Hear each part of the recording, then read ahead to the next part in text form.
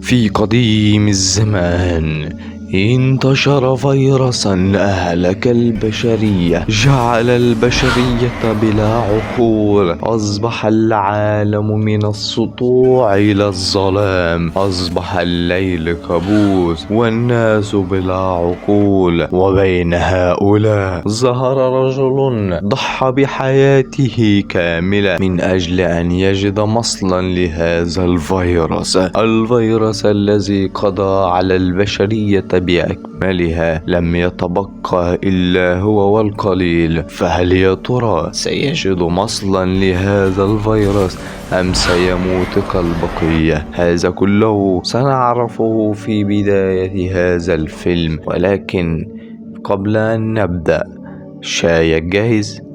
طب يلا نبدأ الكلام. بيبدأ الفيلم بصاحبنا بيتر وهو سايق العربية هو والكلب بتاعه، وبيكونوا بيتمشوا عشان يلاقوا أي حاجة ياكلوها. وفجأة طلع شوية غزلان قدامهم فبيستخبوا، ولسه هيصطاد واحدة بيلاقي عين الأسد جه وقال له ربنا لو هلنا كلب، تعالى خد يد الغزالة مني وأنا أوريك أنا مين. بقول له لا يا باشا، السلام عليكم، خد يا باشا الغزالة بتاعتك وناخد بعض وأمشي. وراح على المكان اللي هو فيه شمس، لأنه دايما كان بيبقى مسجل رسالة ويقول فيها في منتصف الظهيرة لو أي حد عايش يجي هنا، ولكن للأسف ما بيلاقيش حد. وبيرجع تاني على البيت. أول ما بيروح هناك بينام هو والكلب بتاعه، وبيفتكر اللي كان زمان أيام ما كان هو وعيلته كلهم ماشيين في أمان. كان راح خد عيلته وكان مستعجل جامد، فبيقول له مراته إيه اللي بيحصل؟ قال لها مفيش وقت للشرح، أنا لازم دلوقتي أمشي. فبياخدهم وبيمشي. وهم ماشيين مرة واحدة بيخبطوا زومبي غريب. هو يصحى من النوم على كده. ابوه لما كان حلم زي الزفت صحيح، بياخد الكلب بتاعه كالمعتاد وبيطلع هو الاتنين ان هما يشوفوا حد عايش ولا لا، او حتى على الاقل حد يكون زيهم، ولكن بدون اي فايدة. وهم راجعين بيخش على المحل عشان يشتروا شوية طلبات، ولكن للاسف وصل ما فيش حد في المحل. بيكون في تماثيل، فبيكلم التماثيل وهو بيكون مسمي كل واحد باسم. خلاص يا عزيزي، احنا في نهاية العالم، عايز من واحد عايش 20 سنة لحد دلوقتي من غير ما يكلم بشر يبقى عامل ازاي؟ وبيفضل يكلم في التماثيل، واخر ما بيزهق بياخد بعضه ويمشي ويرجع على البيت. وبيخلي الكلب بتاعه يستناه بره، وهو بينزل هو المختبر السري بتاعه وبيسجل اللي هو عامله. بقول 990 تجربة فاشلة وباقي 19 تجربة. بيفضل يعد 1 2 لحد ما بيوصل لرقم 19، ولكن ما بيلاقيش حد. ولكن رقم 6 في حاجة غريبة. ايوه، الظاهر ان المصل اللي هو قاعد يصنع فيه شكله نجح على الفئران اللي هو بيجرب عليها، ولكن ده كله ما بيهمهوش. وبيطلع بره وبيكون فرحان شوية، وعايز برضو يجيب واحد من المتحولين يجرب عليه المصل ده يعني بالمرة. وأول ما بيطلع بياخد صاحبه وبيروح عشان يجيبوا واحد من المتحولين، وما بيكونش اصلا انه عايز يجيب واحد حاليا، بس بيقرر ان هو ياخد صاحبه ويطلعوا يلعبوا شوية. ولكن صاحبه بيفضل يشم وحاسس ان في حاجة غريبة، فبياخد بعضه وبيطلع يجري. فصاحبنا ده بيترعب عليه وبيقول له اياك تخش في مكان ضلمة، ولكن ده ما بيسمعلوش وبيخش في مستودع غريب. فبيخش ورا عشان يشوف الدنيا فيها ايه. وهنا الصدمة، بيفضل يدور يمين شمال ما بين الضلمة. بيجي دي الكشاف بيبص، الزومبي في كل مكان. فبيجي يبص تحت بيلاقي الكلب بتاعه. بيكون فاضل له شوية وهيعملها على نفسه. قلبه بيدق من كتر الخضة اللي هو فيها. فبيقرر ان هو يجري باقصى ما لديه هو الكلب بتاعه. اول ما بيحس كده بيلاقي ان الزومبي بيجروا وراهم، فبياخدوا بسرعة بعضهم وبيطلعوا يجروا. وعلى اخر ثانية هما الاتنين بيطلعوا من غير ما حد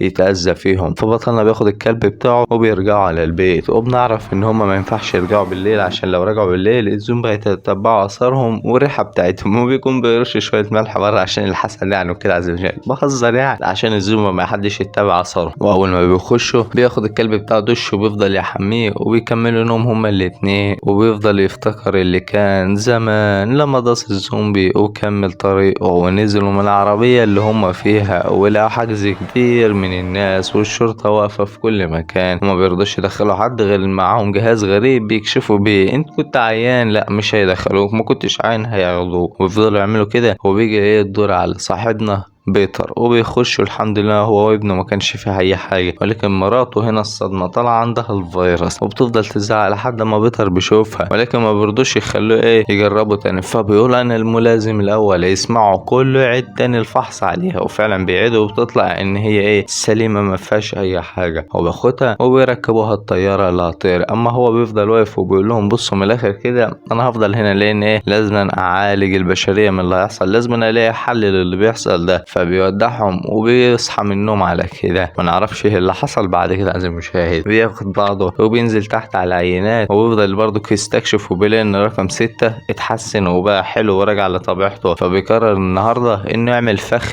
للمتحولين، ويجيب واحده منهم عشان يجرب عليها المصل ده. وبيروح هو الكلب بتاعه، وبيكون محذر الكلب بتاعه ان اياه يعمل حاجه من دي تاني. بيربط الفخ بتاعه، والحمد لله بينجح ان هو يصطاد واحده منهم. فبياخدها وبيرجع للبيت، وبيفضل ان هو جاي يحط فيها المصل، ولكن للاسف التجربه بتفشل. ولكن هي ما ماتتش، بس التجربه ما جابتش مفعول في نفس الوقت. فبيقرر ان هو يسيبها حاليا ويطلع بره، لعل وعسى يعني منين ما يحصل يمكن يحصل لها اي حاجه. يجي في تاني يوم بياخد الكلب بتاعه كالمعتاد ويطلعوا يمشوا، ولكن هنا الصدمه بيلاقي حاجه غريبه واقفه في الطريق. فبينزل ويزعق من العربيه انت ياض يا اللي هناك، لا راجل اتكلم، اتحرك، ارفع ايدك، اعمل اي حاجه. ولكن ده ما بيسمحلوش. وهنا الصدمه ده صاحبه جون اللي هو طبعا التمثال عزيز المشاهد، ولكن هو مش بيكون واخد باله. فبيمسك الرشاش بتاعه ويدر بينزل فيهم في كل مكان، خرم التمثال حرفيا. يعني بيروح له هناك، ولكن بيقع في شر اعماله وبيتعمل في الفخ اللي هو كان عامله، وللاسف بيشهلها فما بيقدرش يقاوم وبيغمى عليه. يكون قرب بالليل، فبيقدر ان هو يفك نفسه بالسكينه اللي معاه، ولكن للاسف اول ما بيقع بتخش السكينه ديت في رجله، ولكن ما بيقدرش يستحمل. فبياخدها زحف لورا، وبيكون الشمس بدأت واحده واحده ان هي تغرب. واول ما بيوصلوا جنب العربيه هنا الصدمه بتطلع 3 كلاب من المتوحشين قدامه، وبيكونوا عايزين يفترسوه. فهو بيقول للكلب بتاعه بسرعه اسرع اسرع، عايزين نوصل العربيه ونخلعه من المكان قبل ما نموت هنا. ولكن قد فات الاوان، والشمس راحت ومش هيعرفوا يحموا نفسهم. بتهجم الكلاب عليهم، بيخلص على اول واحد، والكلب بيحميه من تاني واحد قبل ما كان يخلص على صاحبنا بيتر. ولكن بطلنا بيبص على الكلب وهو حزين لانه خلاص قدام صاحبه الجميل بيودع الحياه عشان ينقذه، وبينجح ان هو يخلص على اللي في ايده ويخلص على اللي كان بيهجم على الكلب بتاعه. ولكن للاسف الكلب بتاعه بيكون يتعاذب من الكلاب ديت، وخلاص على وشك ان هو يموت. فبياخده بسرعه وبيرجع على البيت، وبيبدا ان هو يديله بالمصل اللي هو بتاع رقم 6 لعل وعسى ان هو يعيش. ولكن قد فات الاوان، وبيجي تاني يوم وبيكون ماسك بس فروة الكلب في ايده، لان الكلب قد فارق الحياة.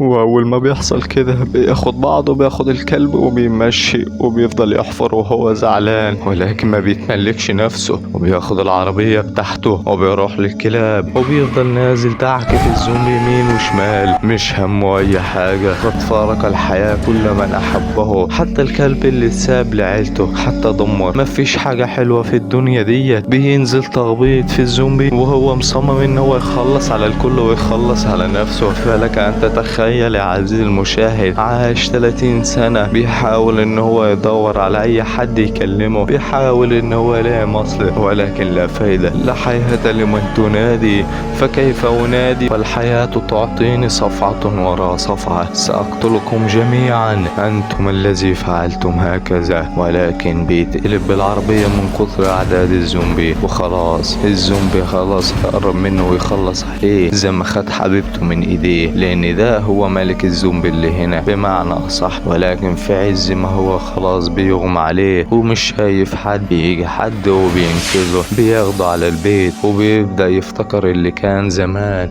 ايام مع عائلته. خلاص طلعت في الطيارة والدنيا بقت تمام. ولكن هنا الصدمة، قبل ما يودعهم ويمشي بيكون في طيارة متجهة ناحية الطيارة بتاع عائلته، لان الزومبي اتقاطر عليها، وبيكون معاه الكلب بتاعه لانه خده من بنته. والطيارة بتيجي في الطيارة التانية وبوم، عائلته ماتت قدام عينيه. عايز يبقى عايش ازاي؟ بيقوم وهو مستغرب ان هو اتضمد وكأنه ما فيش اي حاجة. بيروح يبص وبيلاقي ان في بنت وكمان ابنها ومامته بيبص لهم، وبيلاقي ان في اكل، فبيقعد ياكل معاهم. فبتقول له ايه اللي جرى، ولكن هو بيتعصب ويمسك الاكل وبيكسره، وبيرجع كده لصحابه وبيقول لهم انا اسف هطلع بس شويه فوق وبعد كده بنزل لكم تاني. بيطلع فوق يكون مش قادر يستحمل اللي حصل له، وبيغير وبينزل كده عشان يفك الجو على الاقل سنه. وبيلاقي ان الواد الصغير قاعد يشاهد التلفزيون، فبقول له تعرف يا ابني الفيلم اللي انت بتشاهده ده كان اكتر فيلم انا بحبه. وبيفضلوا يهزروا سوا ويضحكوا، والدنيا بقت ماشيه تمام وما فيش اي حاجه ما بينهم التلاتة. ولكن الحلو ما بيكملش عزيزي المشاهد، ظهر المستحيل.